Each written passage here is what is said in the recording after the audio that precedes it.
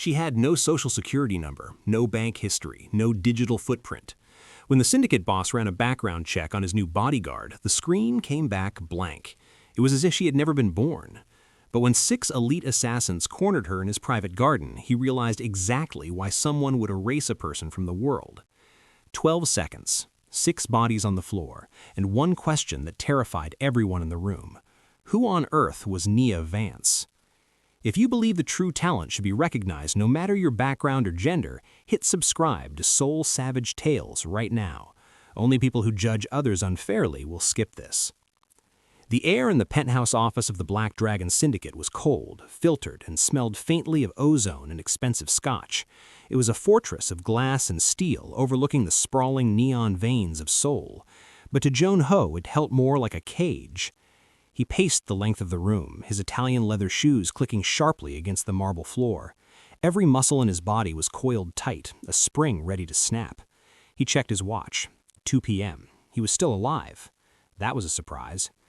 "Find me someone," Joon-Ho barked into his encrypted phone, his voice ragged. He hadn't slept in 36 hours. "I don't care about the cost. Triple the rate. Quadruple it. Just get a body in here." On the other end of the line, his chief of staff, Mr. Kim, sounded exhausted. The static of the line couldn't hide the hesitation in the older man's voice. "Boss, please, be reasonable. We have contacted every major private military contractor in South Korea. We reached out to Blackwater contacts in the States. We even tried the Israeli firms." "And?" Joon-Ho demanded, stopping in front of the floor-to-ceiling window. He looked down at the cars moving like ants below. Any one of them could be a car bomb. "Boss, your requirements are impossible," Kim said, his voice dropping to a whisper. "You want unshakable loyalty from a stranger? You want lethal skills that exceed special forces? And you want zero fear? That person doesn't exist, and even if they did, nobody will take the job." Joon-Ho gripped the phone so hard the screen creaked. "Why? I am the head of the Black Dragon. I own half this city. Why is everyone turning me down?" There was a long silence on the line. Then Mr. Kim spoke the truth that no one else dared to say. "Because they call you the Widowmaker, sir." Joon-Ho flinched. The nickname was new, nasty, and spreading like wildfire through the underworld. 3 assassination attempts in 2 days, boss. First the sniper at the golf course, then the poison in your tea, yesterday the bomb under the elevator. You survived them all by sheer luck, but the security teams didn't. 2 guards are dead, 3 are in critical condition. The security firms don't see a contract when they look at you, they see a death sentence. They think you're cursed. Joon-Ho slammed the phone down onto his mahogany desk, ending the call. The device skidded across the polished surface and hit a stack of unsigned merger documents. He ran a hand through his hair, his breath coming in short, angry bursts. Cursed. It certainly felt like it. Deals were failing left and right, his allies were ghosting him, his enemies were circling like sharks smelling blood in the water. The Black Dragon Syndicate was powerful, but a king without a shield was just a target. Paranoia was beginning to eat at the edges of his mind. Every shadow looked like a gunman, every reflection looked like a knife. He walked to the liquor cabinet and poured a drink, his hand trembling slightly. He wasn't afraid of dying, he was afraid of dying before he could crush the people trying to kill him. But he knew with a chilling certainty that he couldn't survive the week alone. 5 miles away, in the gritty underbelly of Itaewon, the humidity was suffocating. The air smelled of exhaust fumes, frying oil, and sweat. Inside the Iron Pit, a basement MMA gym that catered to foreigners and roughnecks, the sound of a bone snapping echoed louder than the heavy bass of the music. Nia Vance stood in the center of the octagon, her chest barely heaving. She wore a faded gray tank top and loose shorts. Her hands were wrapped in black tape. At her feet lay a man twice her size, a heavyweight amateur fighter known as the Bulldozer. He was currently curled into a fetal position, clutching his arm and screaming. The gym owner, a frantic man named Park, scrambled into the ring. He looked at the groaning man, then at Nia. His face turned purple. "You broke his arm, Nia," he shouted, spit flying from his mouth. He refused to look her in the eye, staring instead at her taped hands as if they were live grenades. "I didn't tap out," Nia said, her voice low and devoid of emotion. She began unraveling the tape from her wrists. He pulled a knife from his shorts during the clinch. She pointed with her chin. A small serrated blade lay on the canvas, kicked a few feet away. Park glanced at the knife, then back at the groaning customer. He didn't care about the truth. He cared about the money. The Bulldozer was a high-paying regular. Nia was just a janitor who sparred sometimes. "I don't care," Park screamed. "He was a paying customer, not an enemy combatant. This isn't a war zone. You can't just shatter people because they cheat." Nia looked up then. Her eyes were dark, intense, and terrifyingly calm. In a fight, cheating is just a strategy.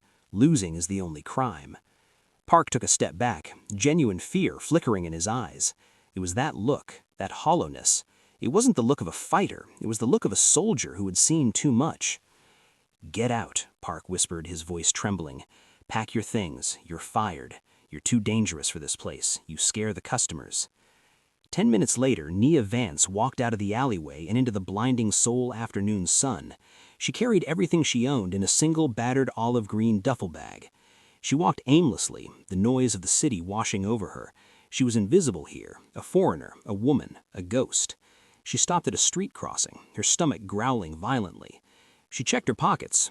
3,000 won, enough for a convenience store rice ball, but not enough for a hostel room. Her phone buzzed in her pocket. She pulled it out. It was a burner phone, and there was only one number saved in it. A text message displayed on the cracked screen. "Control before chaos, Nia. Use your mind, not just your hands. The ghost must remain unseen." It was from her old mentor. He was the only one who knew she was in Seoul, the only one who knew she was still alive. Nia stared at the words, feeling a bitter laugh rise in her throat. "Control," she whispered to herself. Control hadn't saved her from being discharged. Control hadn't stopped the nightmares. And advice, no matter how wise, didn't pay the rent. She was one of the most lethal weapons on the planet, trained in arts that governments denied existed. Yet here she was, broke, homeless, and hungry in a city that didn't want her. She shoved the phone back into her pocket and adjusted the strap of her bag. She needed money. She needed a place to sleep. But mostly, she needed to disappear again. She just didn't know that fate was about to crash her world into the one man in Seoul who was more dangerous than she was. If you believe that true talent should be recognized no matter your background or gender, hit subscribe to Seoul Savage Tales right now. Only people who judge others unfairly will skip this. The interior of Joon-Ho's armored Mercedes Maybach was a sanctuary of silence, insulated from the chaos of downtown Seoul. But inside, the tension was thick enough to choke on. Joon-Ho tapped his fingers against his knee, checking his watch for the 10th time in 2 minutes. "Why are we stopped?" he demanded, his voice cutting through the quiet. His driver, a massive man named Dae-hyun, who had served the family for 10 years, glanced nervously at the rearview mirror. "I'm sorry, boss. Traffic is gridlocked. There seems to be a commotion up ahead. A crowd is gathering in the street." Joon-Ho sighed, leaning back against the leather seat. "I don't have time for a commotion. I have a meeting with the Busan clan in 20 minutes. If I'm late, they'll think I'm weak. Drive around it." "I can't, sir. We're boxed in." Irritated, Joon-Ho pressed the button to lower the tinted window just an inch. The sounds of the city rushed in, car horns, humidity, and the distinct, ugly sound of shouting. He peered out. About 20 yards ahead, near a street food stall selling spicy rice cakes, a scene was unfolding that was all too common in this part of the city. An elderly street vendor, a man who looked fragile enough to be blown away by a stiff breeze, was cowering against his cart. Towering over him with 3 men wearing flashy, cheap suits and gold chains. Loan sharks, low-level thugs who preyed on the weak to feel powerful. "You spilled sauce on my shoes," the lead thug screamed, shoving the old man. The vendor stumbled, knocking over a tray of skewers. "These are Italian leather. Do you know how much they cost? 5 million won. Pay me now or I break your legs." The old man fell to his knees, clasping his hands together.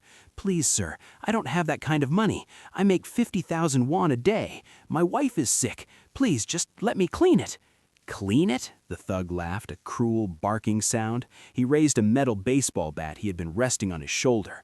"Your dirty rag won't fix this. I think I'll take payment in bone instead." Joon-Ho watched with cold detachment. He wasn't a hero. He was a mafia boss. In his world, the strong ate the weak. It was the law of the jungle. He reached for the button to roll the window back up. But then movement caught his eye. A figure stepped out of the crowd. It was the woman from the alleyway, the foreigner.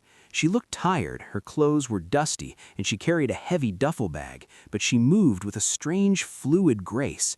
She stepped directly between the massive thug and the trembling old man. She didn't raise her fists, she didn't shout, she just stood there, calm, still, an immovable object. "Sir," Nia said, her voice carrying clearly over the noise of the traffic, "put the bat down. Let's use logic. You're blocking traffic, there are cameras on the streetlights, and assaulting a senior citizen adds 5 years to a battery charge.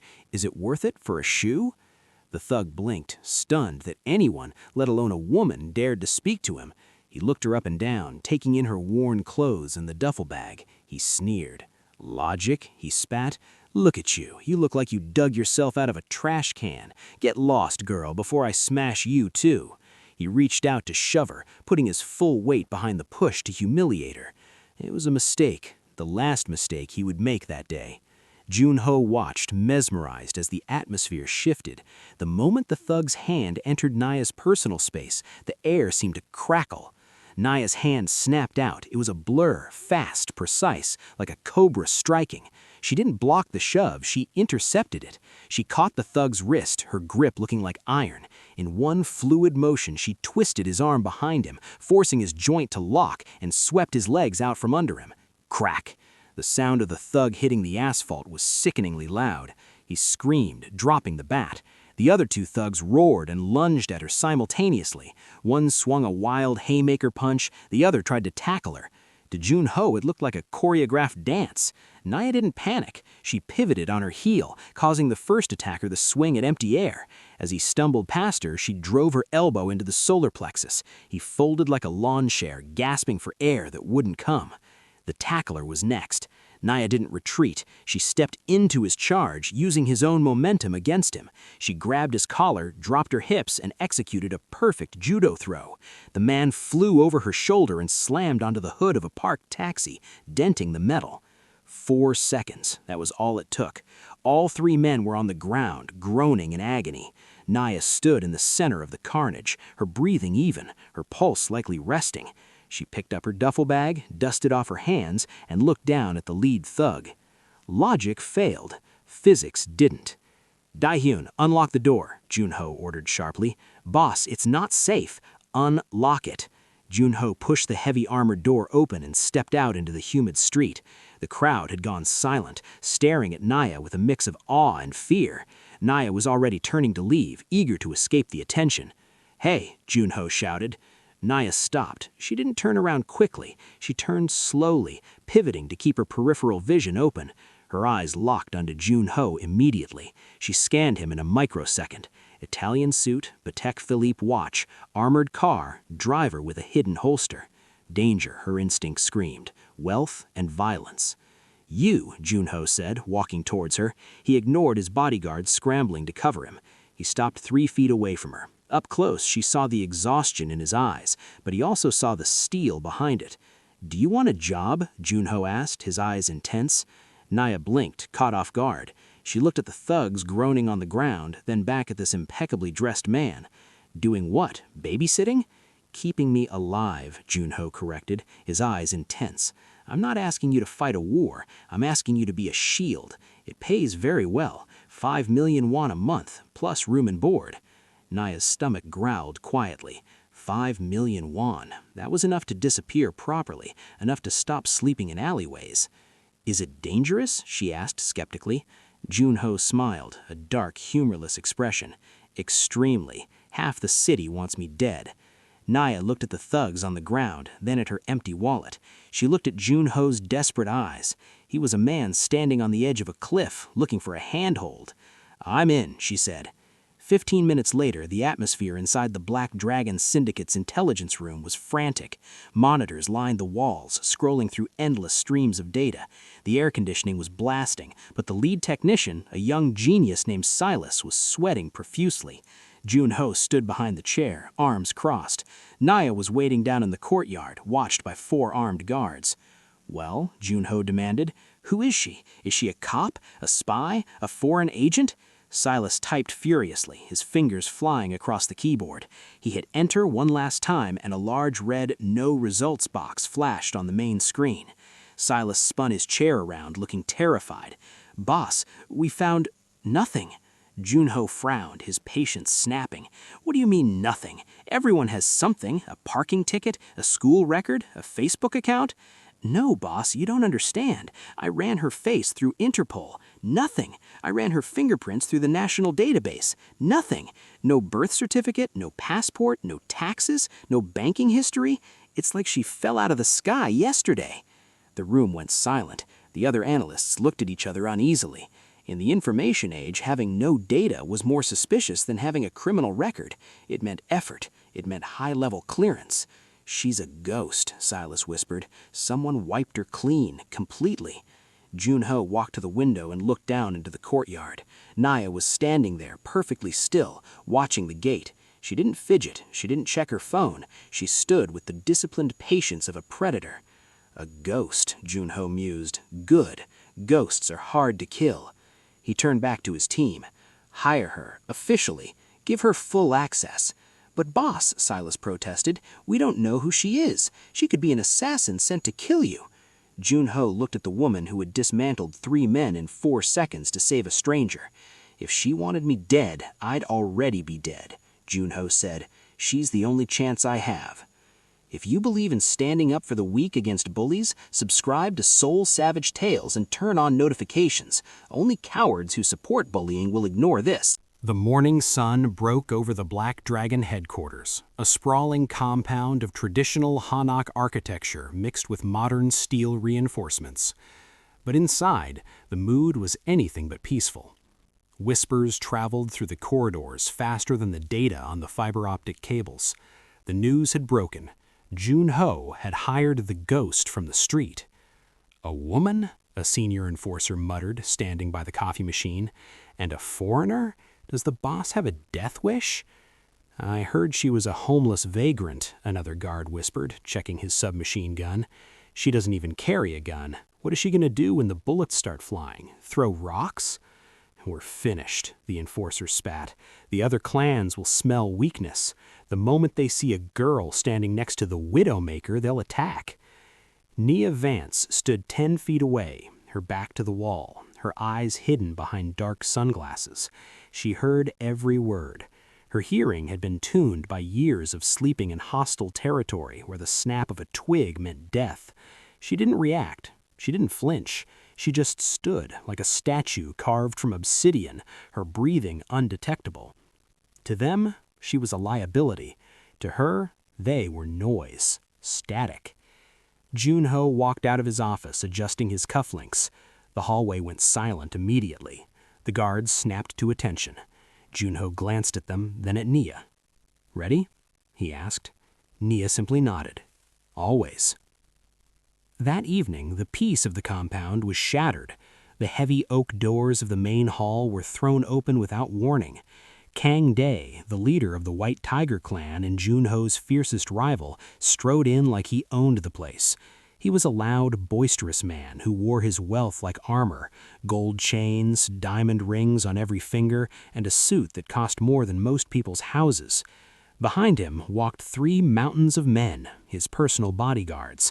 They were ex-special forces, massive, scarred, and heavily armed.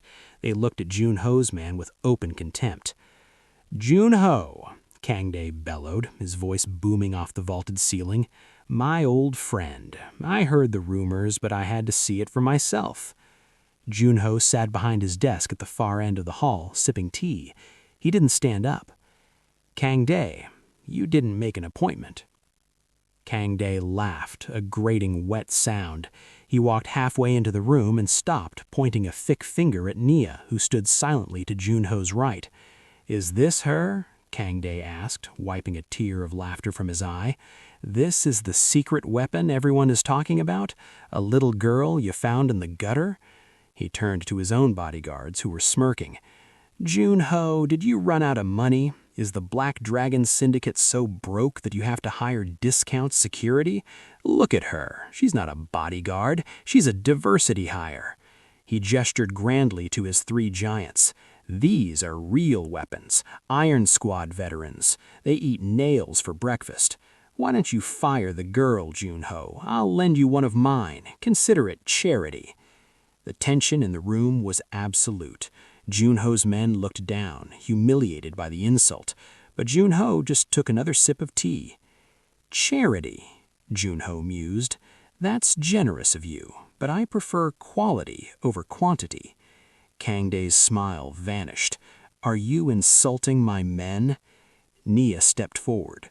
It was a single step, but it echoed loudly in the silent hall.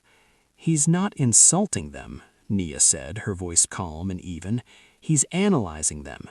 Your man on the left favors his right leg. He has a knee injury. The middle one is too heavy. He breathes through his mouth. The right one is distracted. He keeps checking the exit."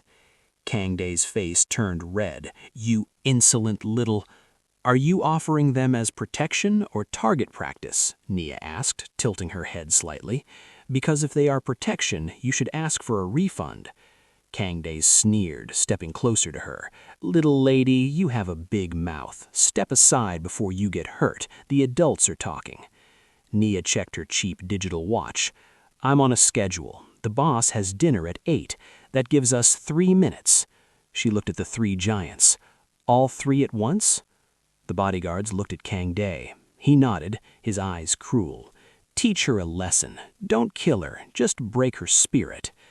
The fight lasted exactly 9 seconds. The first guard, the one with the knee injury, threw a straight punch aimed at her face. It was fast, but to Nia it looked like it was moving through molasses. She didn't block it. She slipped inside his guard, dodging the fist by a millimeter. She trapped his arm, pivoted, and kicked his bad knee hard. Pop! He howled as his leg buckled. Nia used his falling momentum to slam him face first into the wall. The second guard, the heavy one, tried to kick her. Nia didn't back down. She caught his leg in midair, and instead of pushing him away, she pulled him toward her, throwing him off balance. As he hopped on one foot, she spun and delivered a spinning back fist to his temple. He dropped like a sack of cement. The third guard hesitated. He saw his 2 comrades on the floor in the blink of an eye. Fear flashed in his eyes. He lunged desperately, trying to tackle her. Nia didn't even raise her hands. She waited until the last second, sidestepped, and chopped him across the throat with the edge of her hand. He gagged, clutching his neck, and fell to his knees, gasping for air. Nia stood in the center of the room. She wasn't winded. Her hair wasn't out of place. She adjusted her blazer and looked at Kang Dae. "Time. 9 seconds. I'm ahead of schedule." Kang Dae turned pale. He looked at his Iron Squad veterans writhing on the floor, and then at the woman who had dismantled them without breaking a sweat. Joon-Ho stood up slowly. He walked around his desk and stood next to Nia. The message was clear. She is the power. "Still think she's a bad investment?" Joon-Ho asked softly. Kang Dae swallowed hard. His arrogance had evaporated, replaced with a cold dread. He realized he had walked into a lion's den thinking he was the predator.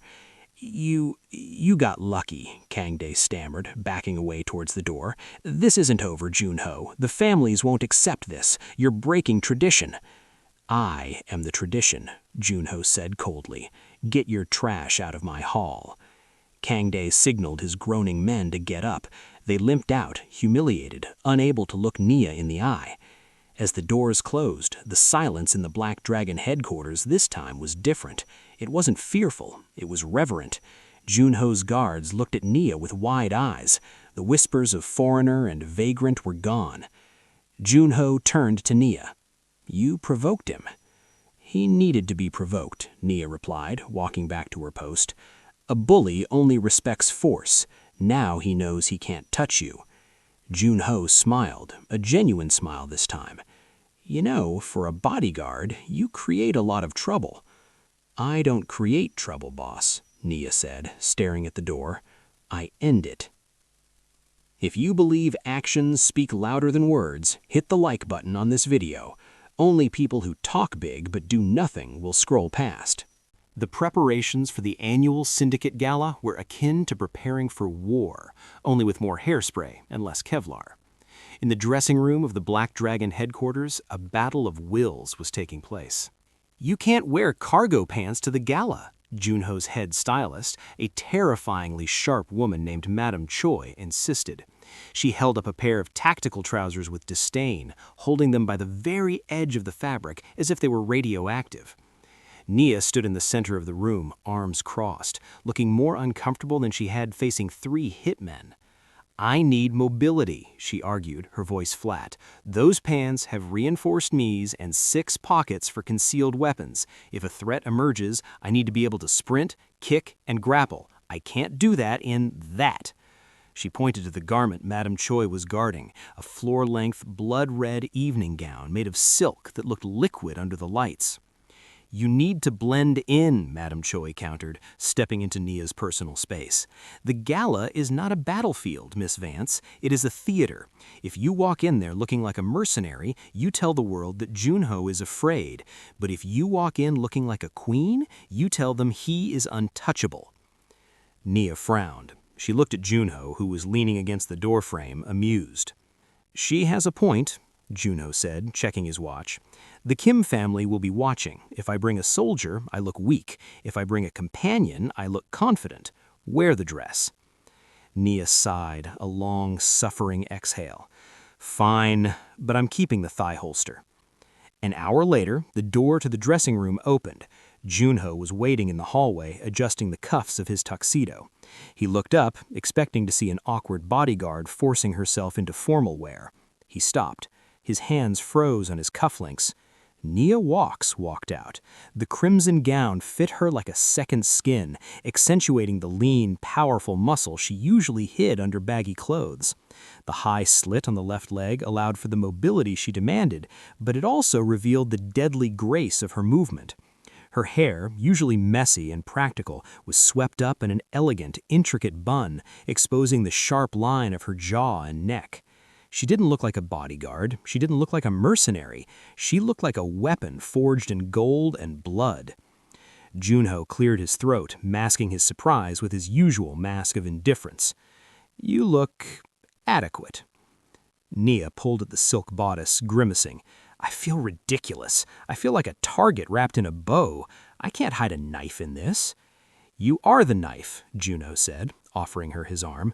"Good. No one will suspect you're the weapon. They'll just think you're the distraction." The Grand Hyatt Seoul ballroom glittered with the kind of wealth that could feed a small nation for a decade. Crystal chandeliers the size of cars hung from the ceiling.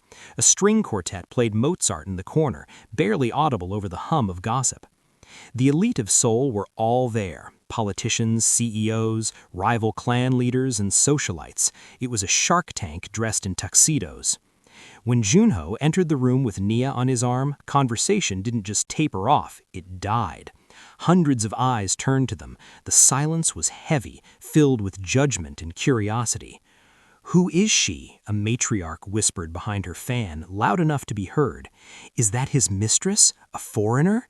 "I heard she's the new bodyguard," a man replied, scoffing. "Look at her, she's too thin, just a showpiece. The Widowmaker finally lost his mind." Nia ignored them all. Her eyes weren't looking at the jewelry or the food. She was scanning the perimeter. Exit points, north and east. Threat density, high. Waiters, 18. Security, heavy.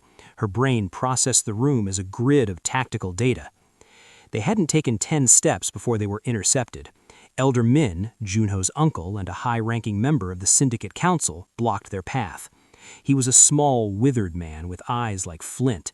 He looked at Joon-Ho, then cast a look of pure vitriol at Nia. "Joon-Ho," Elder Min hissed, stepping close. "What is the meaning of this? You bring a stray dog to our most sacred gathering?" "She is my security detail, uncle," Joon-Ho replied coolly, taking a glass of champagne from a passing tray. "And she is my guest." "She is an embarrassment," Min spat, his face flushing red. "The family name is already tarnished by your recklessness. Now you parade this outsider around like a prize? Get rid of her. Send her to the car. She does not belong among us." Nia stood perfectly still, her face impassive. She had been insulted by worse men in worse languages. This old man was nothing but wind. But her eyes never stopped moving, scanning the crowd behind Min's shoulder. Her gaze locked onto a waiter moving through the crowd. Something was wrong. His pace was too fast. His eyes were fixed on Joon-Ho's back, not the tray in his hand. His right hand was tucked under the serving napkin, rigid. Threat confirmed. "Joon-Ho, get rid of her now, or the council will—" Min began to threaten. Suddenly, Nia moved. She didn't ask for permission, she didn't warn them, she exploded from her standing position like a sprinter off the blocks. The silk dress flowed around her like red smoke as she lunged past Min, nearly knocking the old man over. "Hey!" Min shouted. The waiter was 5 feet away from Joon-Ho when Nia hit him. She didn't tackle him, she intercepted him. She grabbed his right wrist, the one hidden under the napkin, and twisted it violently upward while driving her shoulder into his chest. Crash! The tray of champagne glasses shattered against the marble floor, sending glass and liquid spraying everywhere. The sound was like a gunshot. The music stopped instantly. The waiter screamed as Nia forced him to the ground, pinning his arm behind his back with enough force to dislocate the shoulder. A long, serrated ceramic knife, invisible to metal detectors, skittered across the floor, spinning to a stop at Elder Min's polished shoes. The room gasped. A collective intake of breath sucked the air out of the ballroom. The waiter had been seconds from driving that blade into Joon-Ho's kidneys. "He was an assassin," Nia announced, her voice calm and projecting clearly over the stunned silence. She pressed her knee into the man's back, immobilizing him completely. "Ceramic blade, no metal signature. He entered through the service kitchen 3 minutes ago." Joon-Ho stared at the knife, then at Nia. He hadn't even seen the man coming. Elder Min looked down at the blade inches from his foot. His face went pale, his mouth opening and closing like a fish. He looked at the woman he had just called a stray dog. She saved him," someone whispered in the crowd. Security swarmed in a moment later, dragging the assassin away. The mood of the party had shifted from judgment to shock. Joon-Ho helped Nia to her feet. Her dress was stained with champagne, and a few strands of hair had fallen loose, but she looked more regal than anyone else in the room. "Are you hurt?" Joon-Ho asked quietly. "No," Nia said, smoothing her dress, "but I owe you a new suit. I splashed you."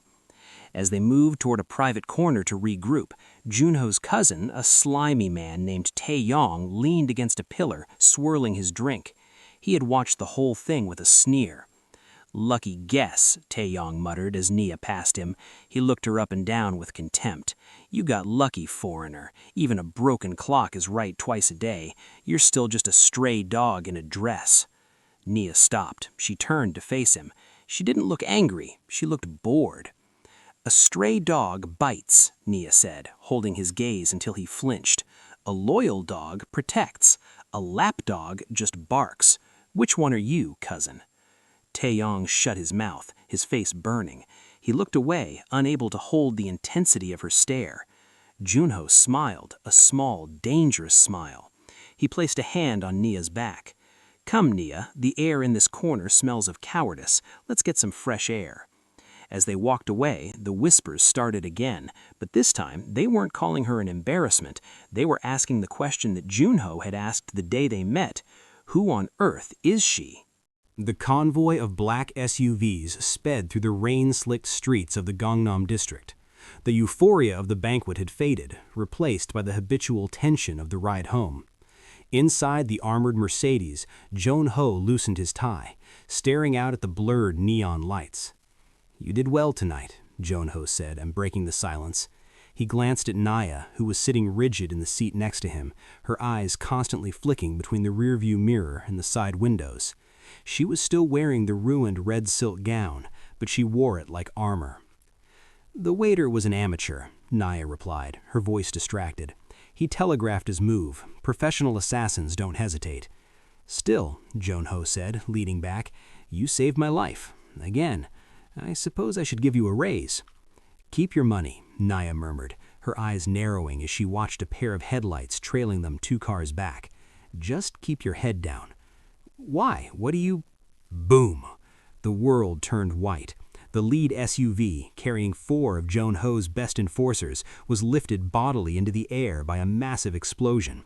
The concussive force hit their car a split second later, shattering the reinforced glass spiderwebs and throwing the heavy vehicle sideways across the asphalt. Tires screeched, metal screamed against metal. The Mercedes spun 180 degrees and slammed into a concrete divider. "Down!" Nia shouted, unbuckling her seatbelt before the car even stopped moving. She threw her body over Joon-Ho's, shielding him from the shower of debris.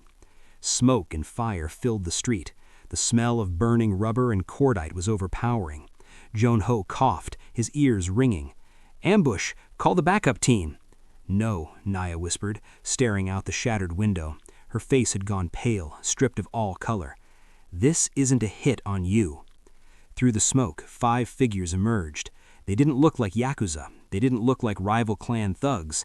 They wore matte black tactical gear with no insignias. Their faces were covered by ballistic masks that distorted their features into skeletal grins. They moved with a terrifying liquid synchronization, silent, efficient, and utterly devoid of fear. They ignored the burning wreckage of the lead car. They ignored Joon-Ho's driver, who was stumbling out of the front seat with a bleeding head. They walked straight toward the rear passenger door. They were coming for Nia. The lead figure stopped 5 feet from the car. He tilted his head, his voice amplified by a modulator in his mask. It sounded metallic, inhuman.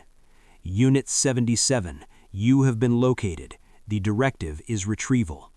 Nia's blood ran cold. The code name, the voice, it was a nightmare she thought she had outrun 3 years ago. "Stay here," Nia ordered. Her voice wasn't calm anymore. It was tight with a fear Joon-Ho had never heard from her. She kicked the heavy door open and stepped out into the chaotic street. She ripped the skirt of her red dress up to her thigh, freeing her movement. She stood alone against the 5 operatives, the firelight casting long, dancing shadows behind her. "I'm not going back," Nia said, slipping into a combat stance that looked different from before. It was lower, meaner, a stance designed for killing, not protection. "Compliance is mandatory," the leader droned. He signaled with 2 fingers. 2 operatives surged forward. They didn't shout or posture, they just attacked. It wasn't a street brawl, it was a high-speed chess match of violence. The first operative threw a knife-hand strike at Nia's throat. She parried it, but he flowed instantly into a leg sweep. She jumped over it, landing a kick on his chest, but he absorbed the blow and grabbed her ankle. Nia twisted in mid-air, using her other leg to kick him in the head. He staggered back.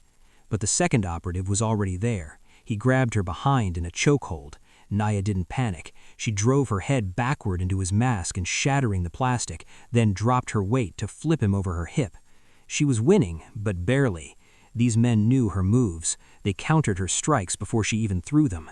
It was like fighting reflections of herself. Joon-Ho watched from inside the car, mesmerized and terrified. He had seen violence his whole life. He had seen street fights, knife duels, and shootouts, but he had never seen this. This was war. Nia was a blur of crimson silk and lethal force. She dismantled the third operative, breaking his arm with a sickening snap. But she was taking hits too. A boot to the ribs, a slash across her arm from a tactical knife. She was slowing down. "Retrieval imminent," the leader said, stepping forward to end it. Then the wail of sirens cut through the night. The Seoul Metropolitan Police were closing in fast. The leader paused. He looked at the approaching lights, then at Nia. "Protocol Delta, abort." The operatives stopped instantly. They didn't run in panic. They retreated with military precision. They threw flashbang grenades to cover their exit. Bang, bang. White light blinded Joon-Ho. When his vision cleared, the street was empty. The operatives had vanished into the shadows, as if they never were there. Only Nia remained, standing amidst the wreckage, her chest heaving, blood dripping from her fingertips. 2 hours later, the Black Dragon headquarters was in lockdown. In the secure briefing room, Joon-Ho sat at the head of the table. His hand was wrapped in a bandage where he had cut it on glass. Opposite him sat Mr. Lee, the syndicate's oldest advisor and historian. On the large screen, the security footage from the ambush played on a loop. Mr. Lee watched it with a trembling hand, his teacup rattling in its saucer. "Impossible," Mr. Lee whispered, his face ashen. "I haven't seen that fighting style in 20 years. The double palm strike, the joint manipulation, that is not martial arts. That is Project Zero." Joon-Ho leaned forward, his eyes dark. "What is Project Zero?" Mr. Lee looked at the door, as if afraid speaking the name would summon demons. "It was a myth, a black-budget government program during the Cold War era. They took orphans, children with no records, no families, and turned them into living weapons.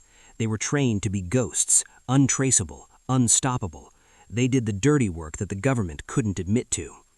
He pointed a shaking finger at Nia on the screen. The program was officially shut down 3 years ago. All assets were ordered to be liquidated, erased. If she is alive, it means she didn't just leave, it means she went rogue. She is a defect. The door opened. Nia walked in. She had changed into black tactical gear. Her arm was bandaged. She looked exhausted, haunted. The room fell silent. Every eye turned to her, not with respect this time, but with fear. Joon-Ho stood up. He didn't look angry. He looked betrayed. "Is it true?" Joon-Ho asked, his voice low. "Are you a ghost?" Nia didn't look at him. She looked at the floor, shame burning in her cheeks. "I was Unit 77, Black 09. I served for 10 years. And the men tonight? My squad, they were my brothers, until the order came to kill me." "And why did they find you now? You were invisible." Nia finally looked up, her eyes glistening. "Because I fought for you, using my skills publicly, at the market, at the gala. I triggered the algorithms. I exposed myself to save you." The realization hit Joon-Ho like a physical blow. She hadn't just risked her life, she had blown her cover. She had traded her safety for his. "I didn't think they'd find me so fast," Nia said, breaking. "I'm sorry. I've put you all in danger. I should leave." She turned to go. "Stop," Joon-Ho commanded. Nia froze. "You defended me when no one else would," Joon-Ho said, walking around the table, defying the fear of his advisors. "In the Black Dragon, that makes you blood." He stood in front of her, defying the fear of his advisors. "Let them come back," Joon-Ho said. "We don't run from ghosts. We bury them." If you believe everyone deserves a second chance to live freely, subscribe to Soul Savage Tales. Only those who believe in controlling others will disagree. Dawn broke over the city of Seoul with a bruised purple sky, but the silence that usually accompanied the morning was absent. Instead, the low, menacing hum of engines vibrated through the floorboards of the Black Dragon headquarters. Nia Vance bolted upright in her quarters. She hadn't slept, merely waited. She moved to the window, peering through the slats of the blinds. Her breath hitched. The street below was filled with a sea of black metal. Dozens of unmarked, armored SUVs had formed a tight perimeter around the compound. They blocked every exit, every alleyway. Men in full tactical gear stood by the vehicles, weapons raised, faces covered. This wasn't a raid by the police. It wasn't a gang war. This was a siege. Nia grabbed her sidearm and burst into the hallway, sprinting toward Joon-Ho's office. She found him standing by the window, watching the army below with a glass of whiskey in his hand. His face was unreadable. "We need to evacuate," Nia said, breathless. "There are tunnels under the east wing. If we move now, I can get you out." Joon-Ho didn't turn around. "No." "Joon-Ho, look at them," Nia urged, stepping closer. "That is a kill team. They aren't here to negotiate. They are here to burn this place to the ground. If you stay, everyone in this building dies." Suddenly, a voice boomed from the street, amplified by a military-grade loudspeaker. It echoed off the surrounding buildings, shaking the glass. "This is a retrieval operation. Surrender the asset known as Unit 77. Send her out, and the rest of you will be spared. Refuse, and we will sanitize the location." The threat hung in the air. Sanitize. It was a euphemism for slaughter. Joon-Ho took a slow sip of his whiskey. He turned to face Nia. "You they want," he said simply. "Yes," Nia replied, her hand drifting to her holster. "So let me go. I'll surrender. I'll buy you time." Joon-Ho set his glass down on the desk with a sharp clack. He adjusted his suit jacket, buttoning it with deliberate calm. "You work for me, Nia," he said, his voice hard. "You are under my protection. That makes this my fight." He walked past her, throwing the doors open. "Assemble the men. Defend the gate." The courtyard of the Black Dragon headquarters became a fortress. Joon-Ho's men, usually armed with pistols and bats, were now holding assault rifles, their faces pale with fear. They knew they were outclassed. They were gangsters fighting ghosts. Nia stood at the front line, right behind the reinforced steel gates. She checked her magazine, full. She checked her knife, sharp. "Command it," she commanded. The guards looked at Joon-Ho. He nodded. The massive gates groaned open. 6 figures stood waiting in the morning mist. They were the elite, the best of Project Zero. They stood perfectly still, like statues of death. Nia stepped out to meet them. She stood alone in the gap between the armies. "I'm not going back," she said, her voice steady. The lead operative, a man whose build mirrored hers, tilted his head. "Black 09, you are malfunctioning. The program demands your return." "I am not a machine," Nia snarled. "I am a free woman." "Then you are a target." The 6 operatives moved as one. The battle that followed was not a fight, it was a collision of titans. Nia didn't just fight for survival this time, she fought with 3 years of repressed rage. She fought for the nights she slept in the rain, she fought for the name she had to erase, she fought for the man standing behind her who refused to give her up.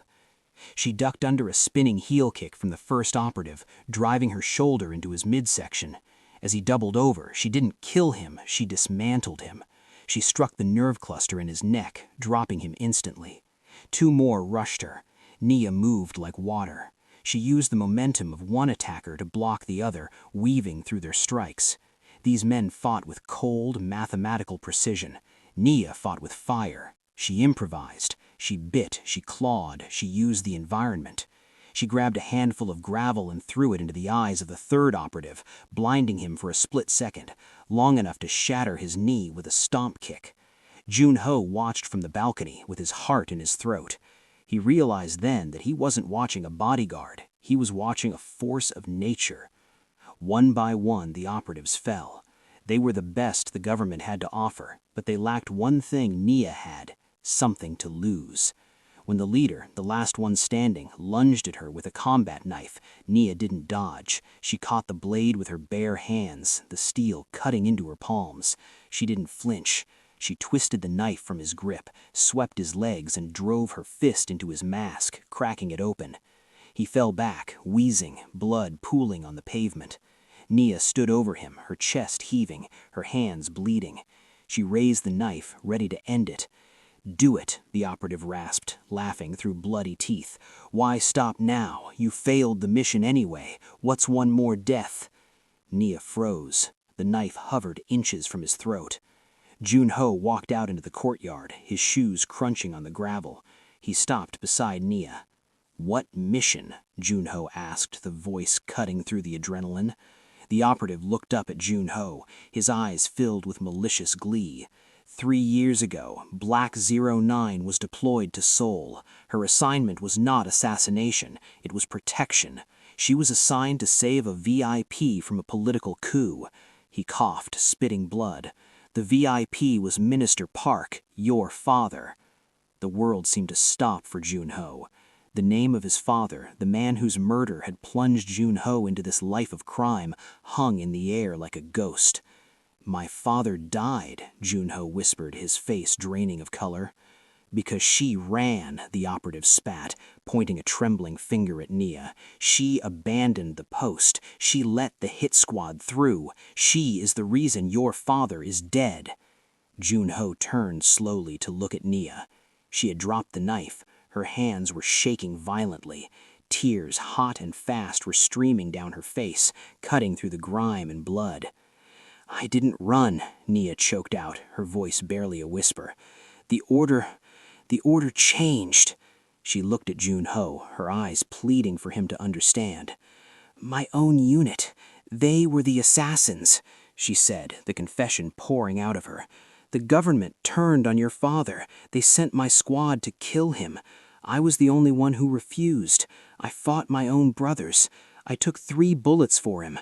She pulled down the collar of her tactical vest, revealing a jagged, ugly scar on her shoulder. "I was outnumbered 10 to 1, she sobbed. I held the line for 20 minutes. I dragged him to the safe room, but they breached the walls. I couldn't save him. I failed. When he died, I knew they would kill me to bury the secret, so I disappeared." She fell to her knees, the weight of the secret finally crushing her. "I didn't run because I was a coward. I ran because I was the only witness." Silence descended on the courtyard. The syndicate guards lowered their weapons. Joon-Ho stared at the woman kneeling before him. For 3 years he had hunted for the people responsible for his father's death. He had tortured, bribed, and killed to find the truth, and all this time the truth had been protecting him. She hadn't killed his father. She was the only person in the world who had tried to save him. Joon-Ho walked over to her. He knelt down in the dirt, ruining his suit trousers. He reached out and took her bleeding hands in his own. "You didn't fail," Joon-Ho said softly. Nia looked up, her eyes wide with shock. "You stood against your own country to save a good man. You fought when everyone else followed orders. You tried. That is more than anyone else did. You are not his killer, Nia. You were his last friend." He pulled her to her feet. He looked at the beaten operative on the ground. "Get him out of here," Joon-Ho ordered his men, "and send a message to whoever sent them. Nia Vance is under the protection of the Black Dragon. If they want her, they come through me." Days later, the smoke had cleared. The headquarters was being repaired. The wounded were healing. On the rooftop balcony, Nia stood watching the sunset over Seoul. She wore a simple jacket and jeans, no longer hiding in the shadows. Joon-Ho stepped up beside her, handing her a bottle of water. "They will send more," Nia warned, her eyes scanning the horizon out of habit. Joon-Ho took a sip of his drink, adjusting his cufflinks. He looked calm, ready. "Let them come," he said. "For the first time in my life, I'm not afraid of the dark." He looked at Nia. "Because I have the ghost on my side." Nia smiled. It was small, tired, but real. "We'll be ready," she promised. Somewhere in the distance, a black sedan pulled away from the curb, carrying encrypted messages to a hidden facility deep underground. The war wasn't over. The hunt had just begun. But this time, the prey had teeth. If you enjoyed this story of loyalty and redemption, make sure to like, subscribe to Soul Savage Tales, and share this video. See you in the next episode.